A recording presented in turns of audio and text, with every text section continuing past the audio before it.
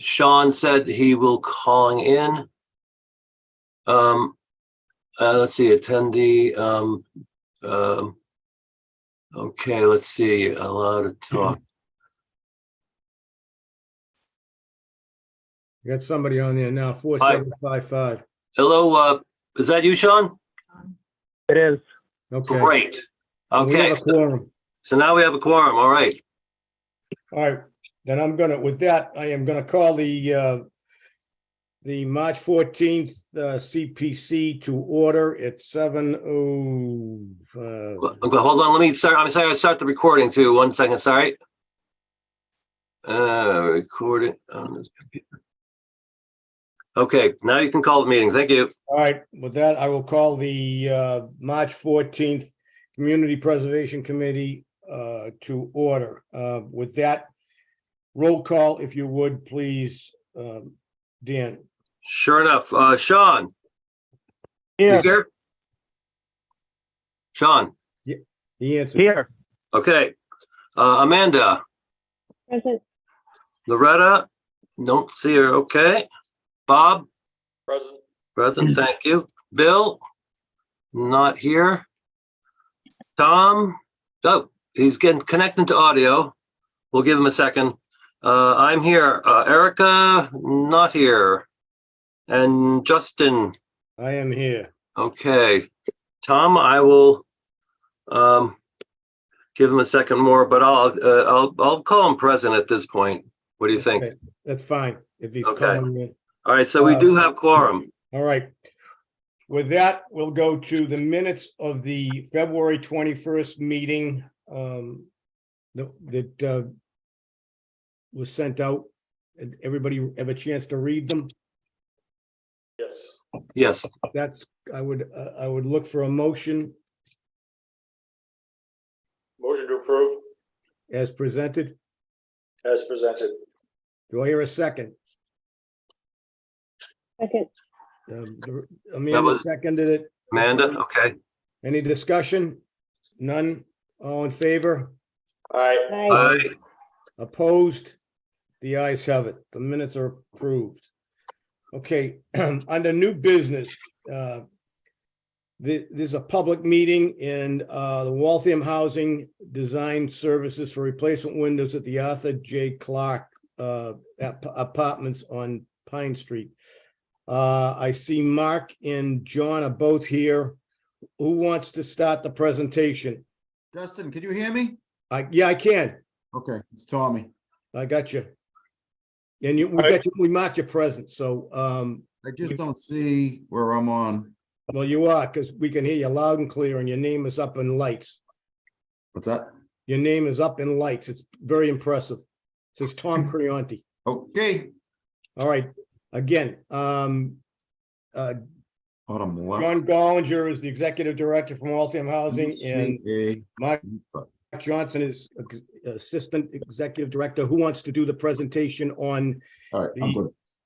Thank you. All right. Thank you. Okay, who's talking? That's Tom Creonti. Okay, I thought so. Thank you. John Gollinger will start. If Tom Creonti has finished his talking, I would, I'm John Gollinger. I'm the executive director of the Waltham Housing.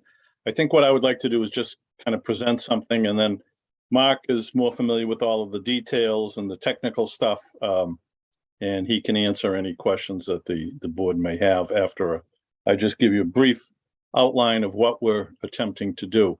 A while back, we had provided a petition before this board committee requesting a similar appropriation for work to be done at the Winchester Crane Apartments on Prospect Street, the old Newhall School. And what we have essentially the same situation at Arthur Clark Apartments. And not surprisingly, when these two buildings, well, when Arthur Clark was built, it was about a year after we rehabbed the old Newhall School and repurposed it for elderly housing. And the windows at Winchester Crane deteriorated, and not surprisingly, the windows at Arthur Clark are doing the same thing. We have water and wind infiltration into the units. We've attempted to caulk them and make them serviceable, but they're approximately 45 years old now. They don't comply with energy efficiency requirements. They're falling apart. They're what we're worried about, particularly at Arthur Clark, more so than with our prior petition, is that they may start to fall out in various weather conditions when there are high winds or high pressure in that area, because that building does catch an awful lot of wind. So we're looking to do pretty much the same thing, which is essentially to request an appropriation to design a window replacement. This is a little bit better situation than we had at Winchester Crane, because at Winchester Crane, we have a multitude of different sizes and designs for windows. With regard to Pine Street, we have approximately one or two types of windows, and most of them are the same size. Each unit is pretty similar to the other unit. So we're requesting that the board make an appropriation to us so that we can study the cost of replacing these windows so we can preserve our elderly disabled housing. And I just wanted to mention to the board that the Pine Street Arthur Clark Apartments is our largest elderly apartment building. It is serviced by 2 elevators, and we have a tremendous amount of handicapped individuals. We have 14 handicap accessible units in that building, but we have far many more handicapped elderly tenants. We just don't have the apartments to house them all. So it's a very valuable resource for us in the community, I think, to make sure that it continues to serve the community in the best way possible, and that would require having this work done to preserve it. We are looking to do things as we did with Winchester Crane. We would like to get an appropriation so we can get an architect to design the windows, give us a cost estimate, and so forth, and then come back to the board to see what the job will really cost. It's pretty much this the same blueprint as Winchester Crane. So that being said, that's why we're here. If you have any questions, I'll be happy to answer them. And obviously, if I can't, Mark can. So thank you. And the appropriation is looking for 100,000, correct, John? Yeah, and that's just a ballpark figure. We may not need that money for the design, but we just wanted to make sure we had sufficient clearance in the funding so that we could, we don't have to keep coming back bothering you and telling you, oh, we need more, we don't need as much, whatever. Okay. And just to let you know, that you'll get that amount. You can only spend X amount of dollars. If you only spend X amount of dollars, it comes back to us anyway. Just Right. to let you know. Okay. All right. Any questions from the committee? Dan? Yeah, so I think the application was asking for $100,000. Correct. Yeah, right. Sure. Which is what I think I looked at last year's app. Correct. That's what we did, right? Okay. So this was built by the city for low income and disabled folks. Yes, this particular building we built from the ground up. Okay. But Unlike can I interject, the, John? I don't think it was built by the city. It was built by Waltham Housing, correct? I'm sorry. Oh, Waltham Housing. Okay. It was by Waltham Housing. And if you looked at the recent advertisements on the sale of the the Embassy Cinema. They apparently think they own our parking lot as well because it was in the advertisement for the sale of that, but they don't. We have a nice parking lot. Obviously, it's not big enough for all of our residents, but it handles most of them, the ones that have cars. And then we have that 7-story high rise. And it is a high rise in the traditional sense. How many people live in the apartments, John? We have 120 units. 128 units? I'm sorry, 120 even. 120 even. Okay. And we probably have, it probably houses 140 to 150 people. Most of them are single people, but yeah, there's some couples. Any other questions? This is too easy. You make it that way, Mr. Uh, Chairman. If there are no other questions, then I would look for a motion then. Well, actually, let me interject here. There was only one quote attendee, which is Sean, who that I promoted in the panel here. Normally, last time I was remiss in making it clear to attendees that if you wanted to speak, that we were using the question and answer QA. Let me ask you, before we get, do we have anybody else other than what I see on the, Julie, do we have anybody else in the waiting room? I don't see anyone else. There's no, I was about to say, I just wanted to bring it up as far as before going to a motion, that having the public hearing part, but then I was going to say, there is nobody.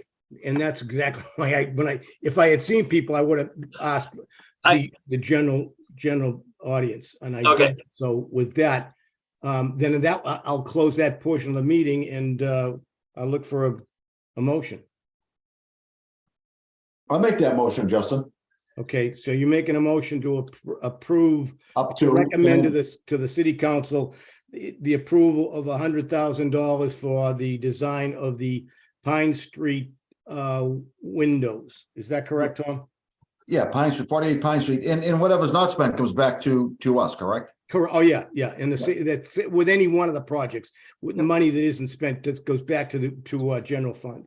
Yeah, Justin, because of my job with the city, I mean, I deal with the housing authority a lot, and that's a beautiful building. I mean, it's 46 years old, but they do a great job. I mean, yeah, I mean, I'm sure it does need the windows, just like Winchester Crane. I mean, Okay. it's a great property, and he's got 140 people in there. I mean, that certainly serves a purpose for our elderly. And yeah, we've had a lot of projects in here that sometimes don't meet all these needs, and I think this one does.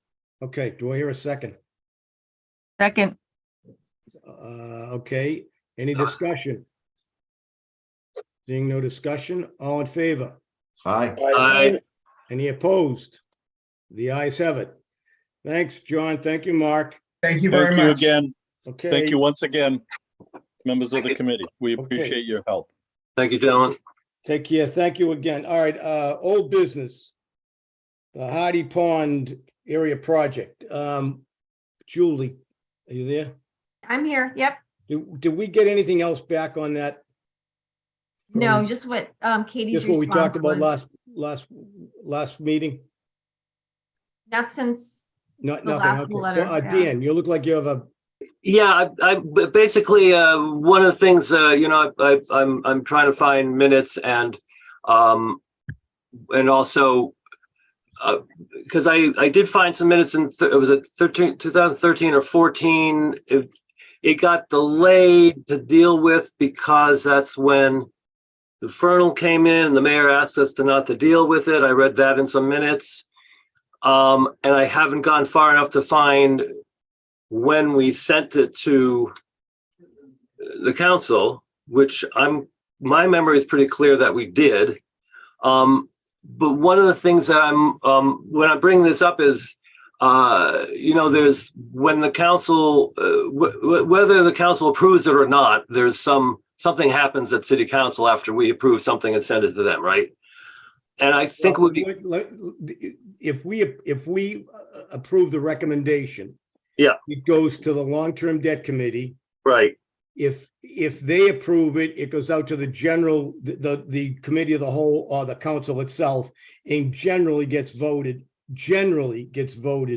in the affirmative. There have been cases where it has not, just to let you know. So they have the ultimate say. oh, absolutely, I understand the process. Okay. The part of the process that I think would be very helpful for our records, and I was looking also at this communitypreservation.org, who says that it was passed by the city council after we sent it to them. Mhm. What I think would be great for our historical part is, I know there's a lot of minutes that Julie has put up on. Julie's raising her hand. Wait a second, Julie, were you raising your hand? I was. Okay. I don't have the file with me, but I believe city council approved it in 2018. That's where I think I think it didn't happen that late. That was, I think, something Okay. else. But I'll double check though tomorrow. that'd be great. The other thing is, because I think we sent it to them much earlier than that. Because we were looking at it at 2013 into 2014. That's what the minutes that I saw, that we were looking at that application that came from the city, sponsored by, Councilor Darcy and Councilor somebody. Anyway, and so, but I'm bringing, so I think I want to go back to the city council and ask their records to see, and this is why I'm bringing this up in a general for the process for our committee, is that whatever the determination of the council is for one of these things, it would be great if we get for our records and we can put them into our records and have them up on the website as when it was approved. So as part of the documentation, so we can track what's going on, because I'm trying to track this Hardy Pond stuff. And maybe what it came back from the law department is correct, but I have a different memory. So it went, I don't know if it languished at I don't remember it being approved by the council in 13. Darcy brought it back in, I believe, in 18. Yeah, like I say, I haven't downloaded all the minutes, OCR'd them if they're not, and I'm searching, so I'm working on it. But as far as having the documentation at our office and hopefully on the website. And that's a good idea. That's easy to do. It is. Julie, will you tomorrow get a hold of Joe Vazard and tell him any CPC project that's approved, we want a copy of the order number. I did that this summer. It's all in every So it's file. all done? Oh, Yeah. Anything coming I have them through? all. I didn't know I should put it up on the that's fine. website, but I Yeah. can. So that's already being done. So Fantastic. now All right. in order to do the other, we would have to go back through the councils. That would involve Joe Vazard and his crew to get, just to let you know. if you, I Julie, have all the council orders. that's fantastic. That's great. So thank you. That was sort of the meta discussion about So that that takes whole care of Hardy that. Pond. Yeah, so I'm good with Hardy Pond, and that part is Okay. fine. That's great. Thank you. Okay. Proposed CPC, this is proposed application and procedural changes. That's you also, Dan? Yeah, that would be me. I'm going to share a screen. So put this back up here. Here we go. So this is basically this is sort of, I want to make this a standard thing. That my thoughts are to make this a standard thing that we do for all open space, recreation, and historic applications. That what we did added to the Zero Prospect Hill application, which is, and I sort of explained it all last time. I don't know if I need to sum it up. I thought there was general approval, but I can try to make the argument if people want to. But this is in particular, this language here, if you want to take a quick read, is what would like to add to our plan/rules. So if you want to read that for a second.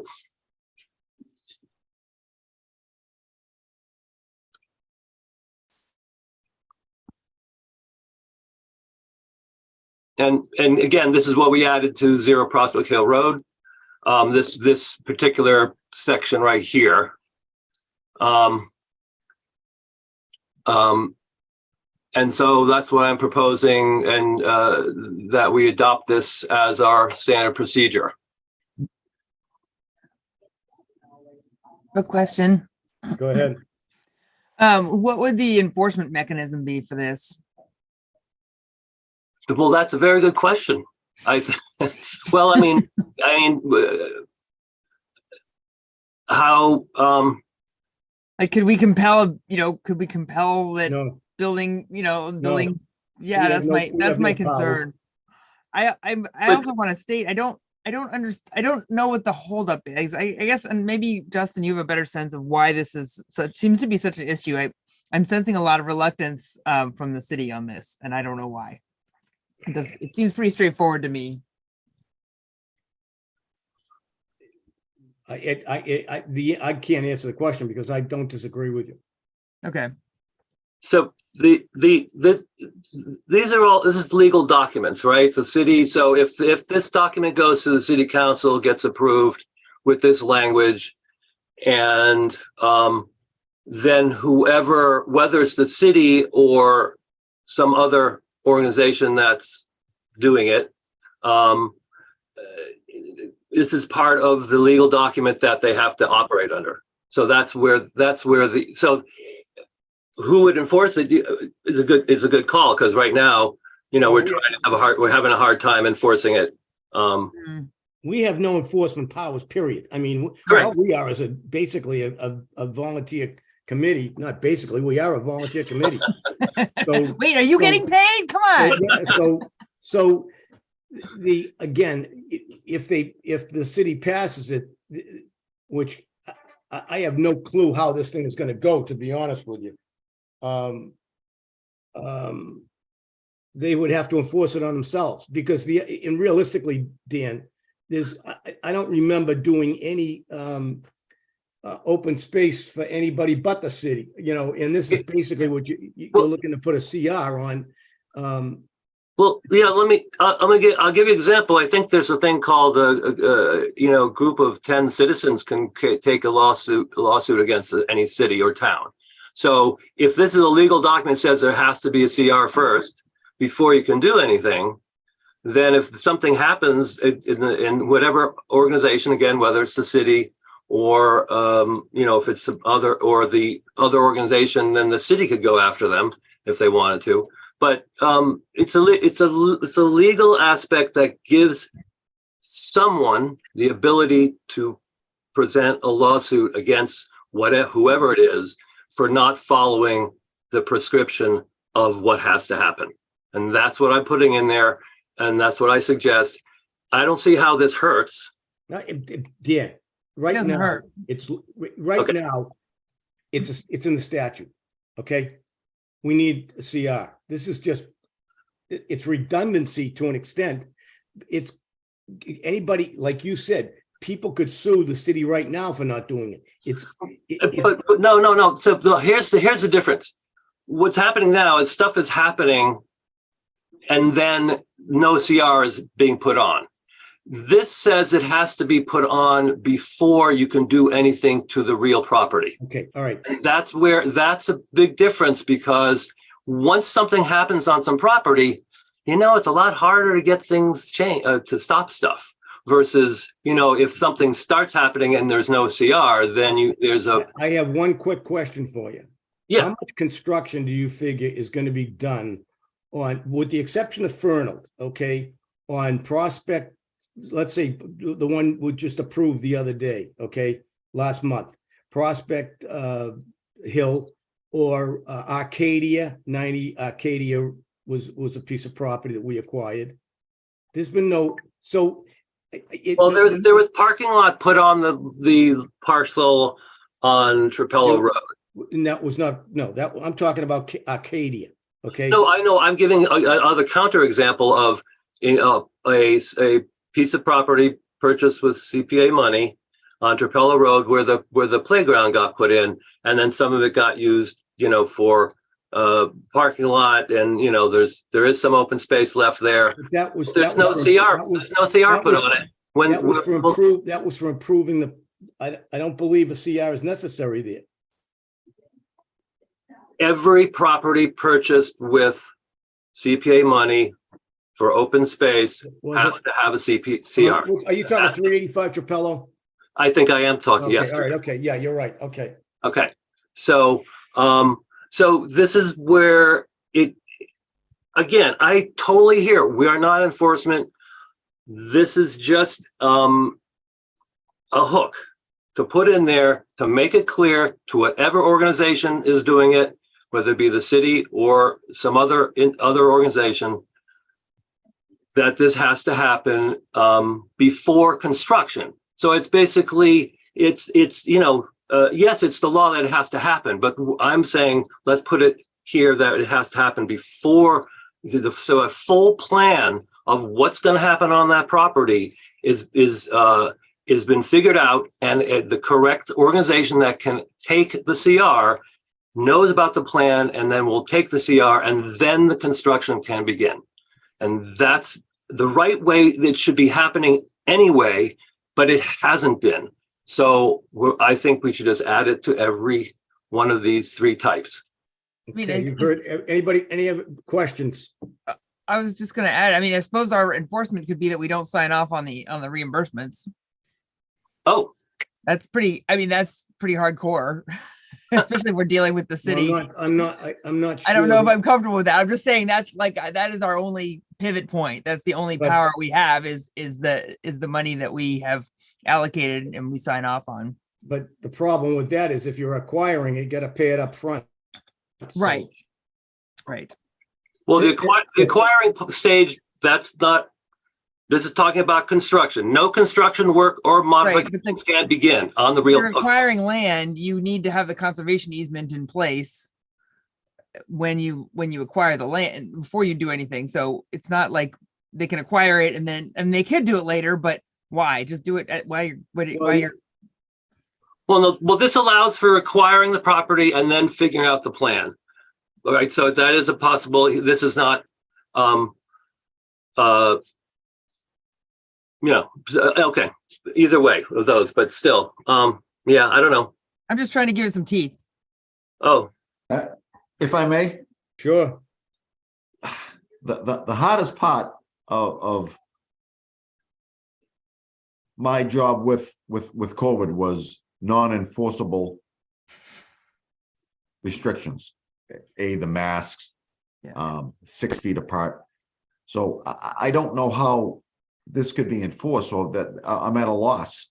Dan, I think it's a good idea, but I don't think we have the authority to go forward with it. So I don't know what happens if someone doesn't follow the instruction. I mean, who takes the next step? if Wrong any worded letter.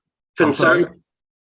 concerned citizens, another organization, it allows it open for, somebody else to, go to the state or, and file, a stop order because they're not following the legal ramifications of this, of what's been said. Do we have the authority to put that on? We have authority to put whatever conditions we Yeah, want. yeah, we do have the authority, but the authority, it would have to be approved by the council, Tom. Well, Even if it's our rules. I think it's, no, this is our rules. We already added this on to the last one. You added it on to the Prospect Hill project last couple because of we voted it. That Right. was So part of the condition. as a condition. So I'm saying we can make this as a standard condition that for approval. And why do you think that we need this, Dan? I guess I don't understand the whole.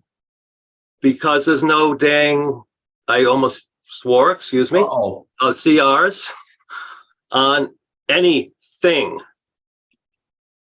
Do you understand the emphasis there, Tom?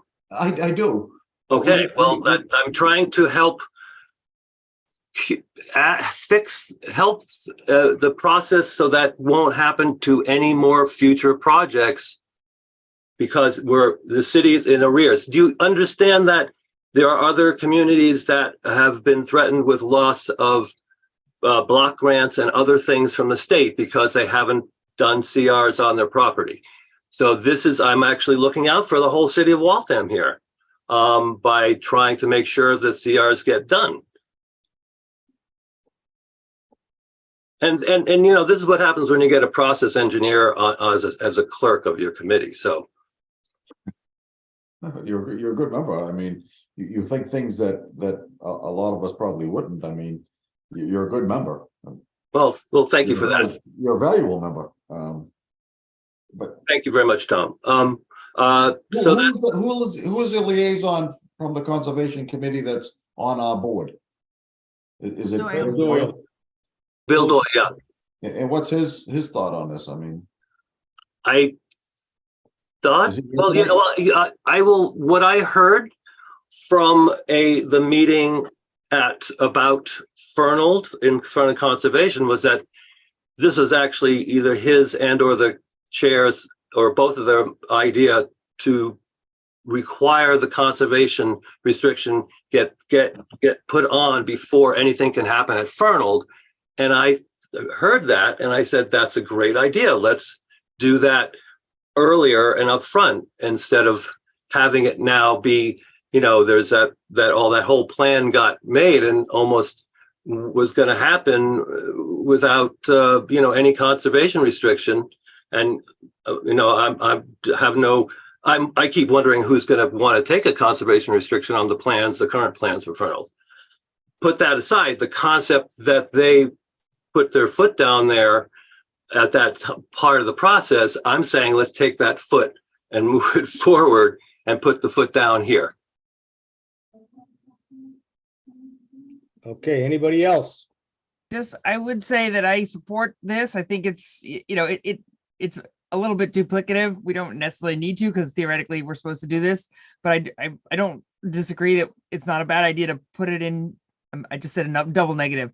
I agree it's a good idea to put it in just to reiterate it and reinforce it if it's in our rules and if it's in our applications, just to make it really clear. But I think it was a good idea to put it in the condition itself, as we did with the last one, because I went to that long-term debt committee meeting and it forced the mayor to answer the question for the city councilors who were there. Why, what are you planning to do about the conservation restriction?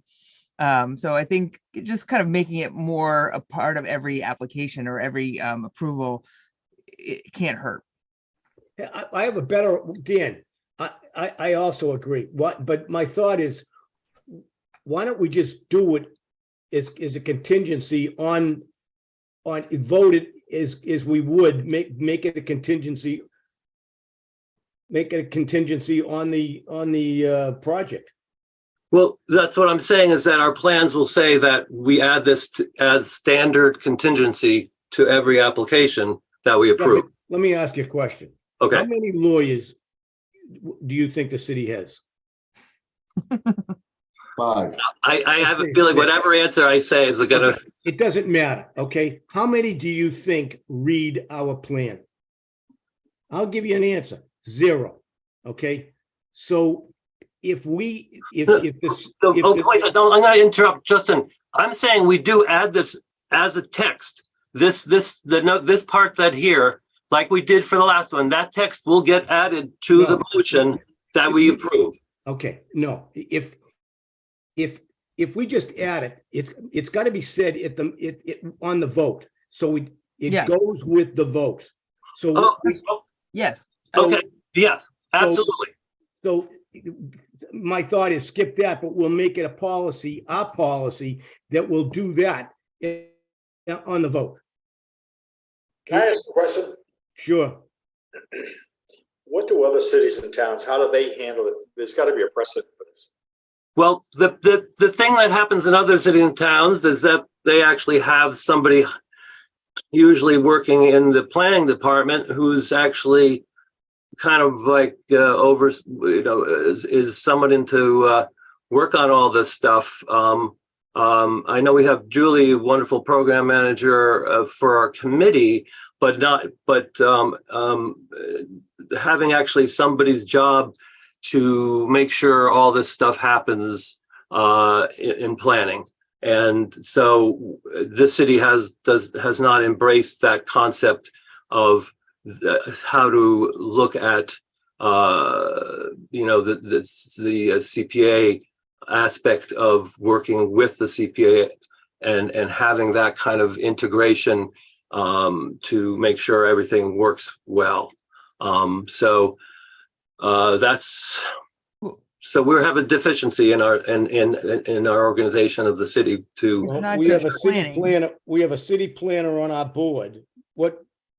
It's that's half the battle. I think it's having a planner or someone at the city who does, own this in a way, but it's also having the cooperation of the legal department. And I think, when we did this in my old job, the conservation restriction was a separate cost. And, usually the money is intended to give the person, the whoever's holding the easement, the restriction, the authority to then sue the community if they're not doing what they're supposed to do. If they start building on the land, then this organization has a little pot of money to do that. They're kind of like they become Right. the safeguard. So I don't think I just think you need the law department to just do it. And we have the money, right? The project should come in with an extra 25,000 on it, or whatever it is, whatever that amount is. Maybe we have to think of, figure out what the amount is, or maybe it's per, based on acreage or something. But, that amount should be part of the application saying, we need $100,000 to buy the land and we need 25,000 for the conservation easement. And that should be spelled out and part of the project.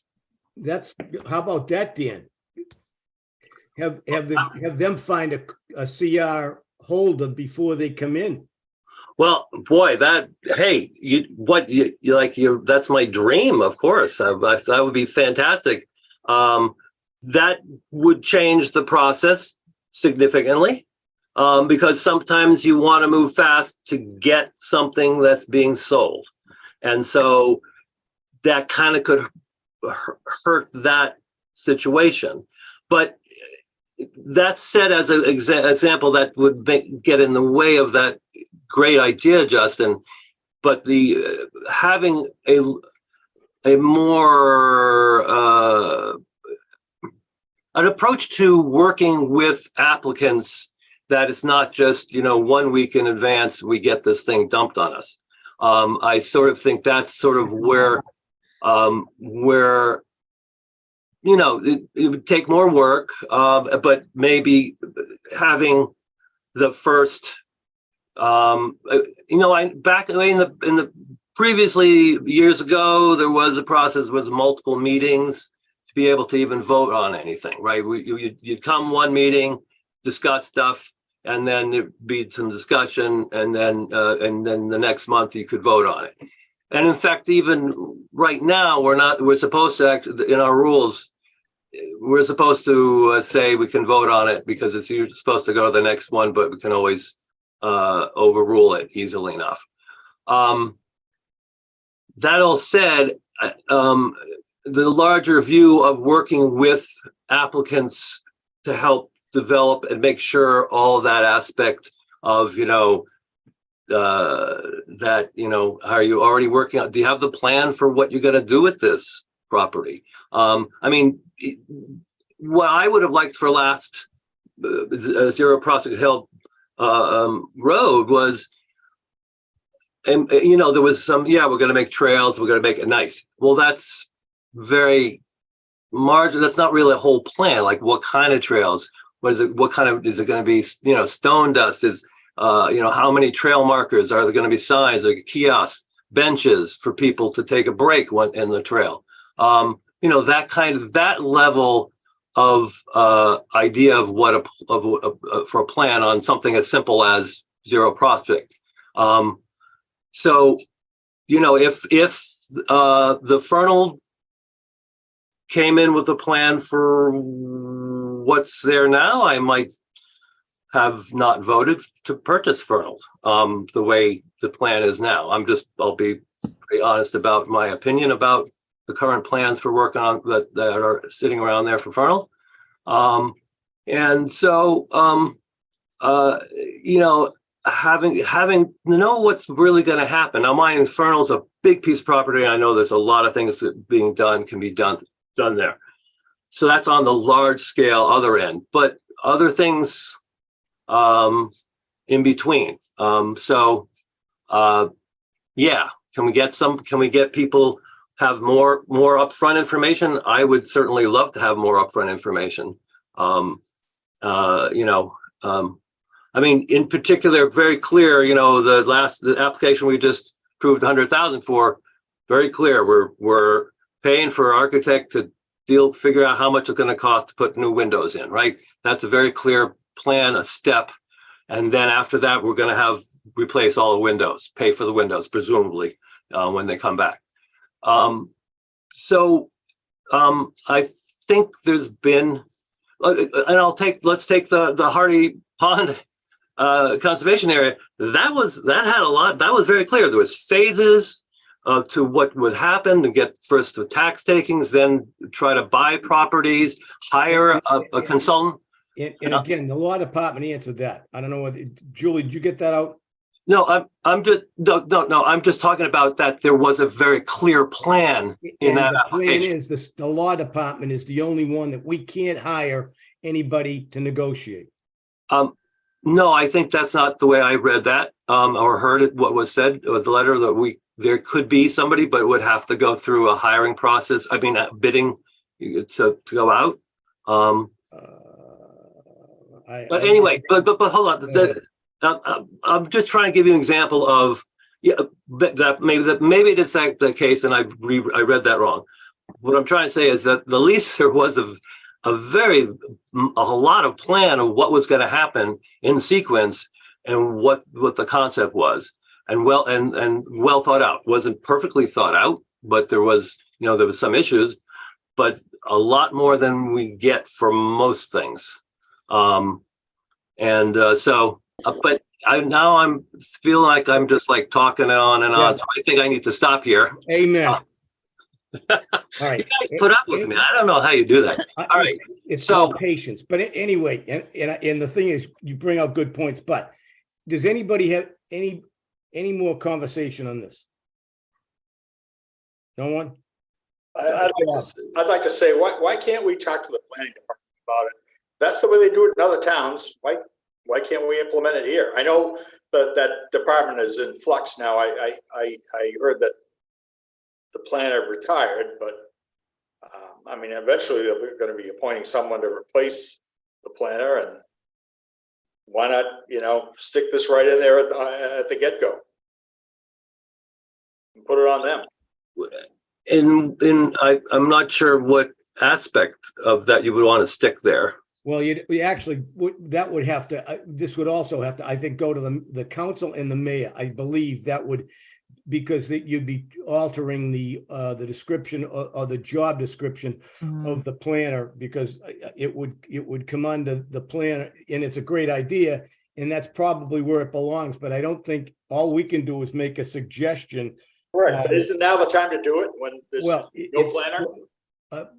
Erica has got her hand up. I was just going to say, in that vein, is it possible for us to task Julie with kind of doing some research on how other communities are doing this, and what not necessarily what the applications say, but basically just fundamentally how they get a conservation restriction? How they enforce it? How do they enforce the conservation restriction aspect? I mean, maybe it's a call to Stewart, Saginaw, or to some other communities. And I would focus on city government ones, because I think that's it's a different animal than it is in a town government. But I don't know if, like I said, I don't want to put stuff on you because I know you're part-time for us, but that might give us some ideas. Dan, I'm going to suggest that we continue this to the next. In the meantime, ask Julie to do the research so we know what we're talking about. Research, I love research. All right. Julie, could you, in the next, our next meeting is April 11th.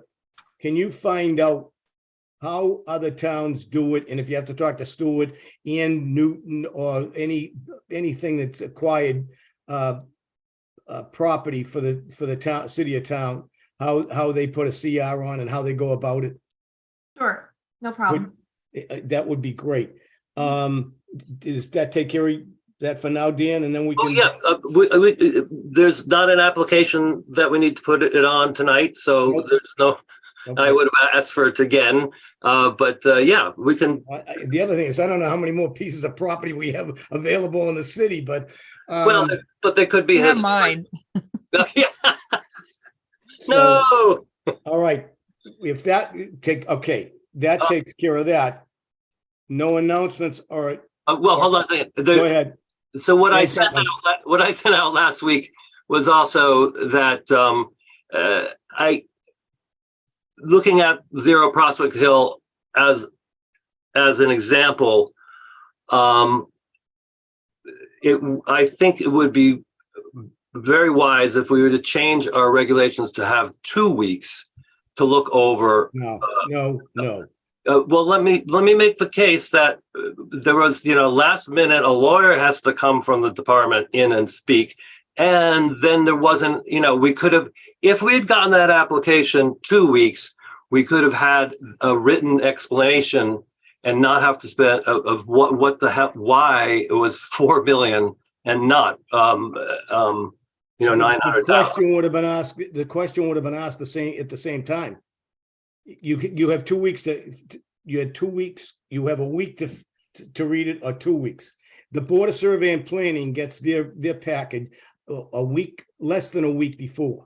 In that packet, there's a lot more than the CPC. So I don't think it's fair to the applicant, or if the board, this committee procrastinates till the last minute, that's on us. I spent a number of days in that week Mm-hmm. researching what's going on with this application for a lot of both the parcel IDs that were confusing because based on whether it was on the paper or was on the city's website were different, and that how this application could support 4 million versus the 900,000. So I didn't wait till the last minute. Okay. But since there was, if there had been a week after a few days, I would have submitted to, that's the thing. If we have 2 weeks, then there's got to be some way of, communicating with the applicant. And maybe that's the real problem because, who can talk to the applicant? That's exactly it. It's got to be at the meeting, Dan, Yeah. So, because it's got to be public. well, it has to be less than One-on-one, quorum. Yeah. So, indeed, if I think so, that's really actually, I think, more of the issue of the process of having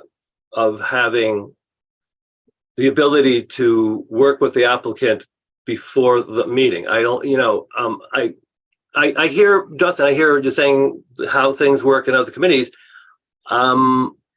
I don't know if that has to be the reason why we have to do the same. So I'm just bringing that up to start that discussion here. But I'm not going to push for the 2 weeks tonight because it's already, I can see everyone my bedtime. tired of listening to me for today. So let's move on. All right. Thank you for that. All right. Any questions, comments, suggestions other than Dan's? Seeing none. The next meeting is April 11th. I would want to thank you all, and I would look for a motion. Not everybody. moved. wants- Motion to adjourn? Yes. Do I hear a second? Second, All right, all in favor? aye. Aye. Thank you all very much. And Dan, thank you, and thank you, Julie, for hosting and running it. Have a Okay. good night. Have a great month, and I'll see you the 11th. On the 11th. Okay. Take care. Very good. All right. Bye-bye. Bye. Bye.